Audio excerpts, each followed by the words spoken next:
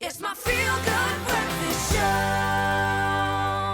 Yeah, welcome back. You're still locked in your Feel Good Breakfast Show, and we are continuing the conversation with the resident doctor, of course, it's Dr. Kim Sontag, and we are speaking about endometriosis and creating awareness and raising some really, really good points, some great information on everything when it comes to the current issue right now. And we've also got an opportunity for you at home to call in and chat to the doc herself. But before we get into it, we've got some awesome comments online that we thought we'd dig into because, of course, you guys out there have been serving us with so many questions, and we are here to serve you back. So let's kick into it, Jamie. Dr. Kim, so this one is from Lynn Odgers. She says PCOS, maybe you can... Polycystic ovarian syndrome. Okay, it's such a hectic symptom and is very difficult for sufferers, and having the endometriosis along with it is really painful and hectic. Is it ever over? Eventually, having a hysterectomy after all else fails is not so great, especially in older age. Sorry for anybody going through this, but think carefully before going on to having a hysterectomy. I wish I had been better informed. I think that's such a great question. Maybe if I can just add to that, because I think hysterectomy it's a drastic step, and I think it's a potential option people think would help, but I don't know if that's the case or not. I mean, are there real treatments and cures for this? I think endometriosis is something that you need to manage. There isn't a cure for it. A hysterectomy, I think, is definitely not the way to go. A lot of women are under the impression that if you just take the uterus out, all your problems will be solved. But the problem is outside of the uterus, so you'll still have that endometrial tissue outside. So you still will have the pain and all the problems that you have. You just won't have the periods anymore, but the tissue will still be there. So like the viewer mentioned, polycystic ovarian syndrome and endometriosis together is quite uncommon, but that's definitely, hysterectomy won't solve either of the problems. So that was definitely not the right treatment option to go for.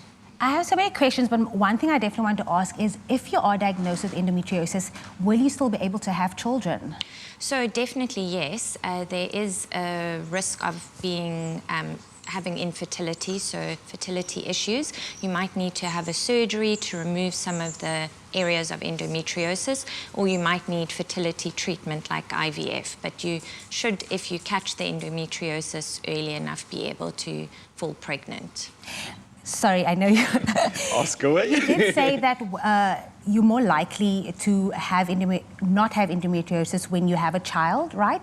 So will having a child reduce your chances or the pain level when you do have endometriosis? So when you're pregnant, you're not going to have a period. So that will definitely help in terms of your pain symptoms and progression of the disease. So being pregnant and having a baby will definitely help with your symptoms. It won't necessarily cure it or make it better or lessen your chances of getting endometriosis later, but it will definitely help if you do already have endometriosis. I've got to say, you're speaking of pain quite a bit, and when I look at a lot of these examples, pain is one of the highest boxes that gets ticked when it comes to some of the issues involving this.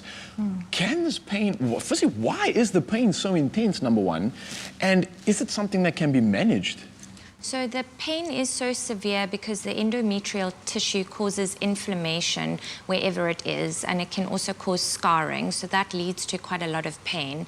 Simple pain medication doesn't really work. It does help, but it doesn't take away the pain completely.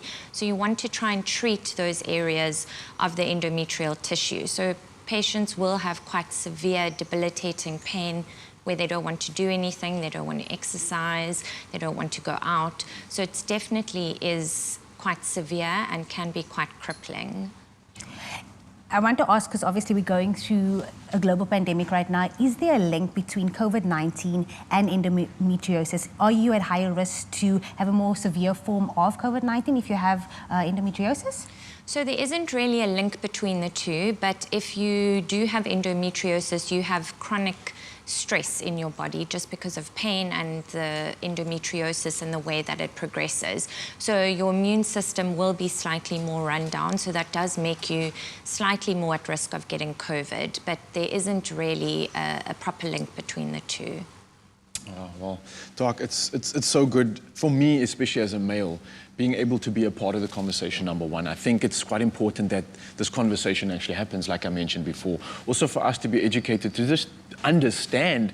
I mean, a lot of the time as males, you often hear the conversation of it's women problems, and we left to not really know much else and just kind of accept it. So for me personally, just to say thank you for educating me, because I enjoy understanding and also potentially being able to help, and just to know what's actually going on, I think is help in itself. And for many males out there, it's a very sensitive topic when it comes to what the women are going through. So to help us understand, and I hope Mzansi is as appreciative as I am. But again, also we have a beautiful opportunity to chat to you later, and chatting to another client, someone that you also know, so we can chat to the experience about it. So Mzansi, you want to stick around for that, because we will be diving even a little bit deeper. But before we do, we thought we'd tantalize those taste buds a little bit more, and we're talking about the taste buds in the ear, of course. And we've got Bradley Knight in the studio dropping another banger, so stick around for this.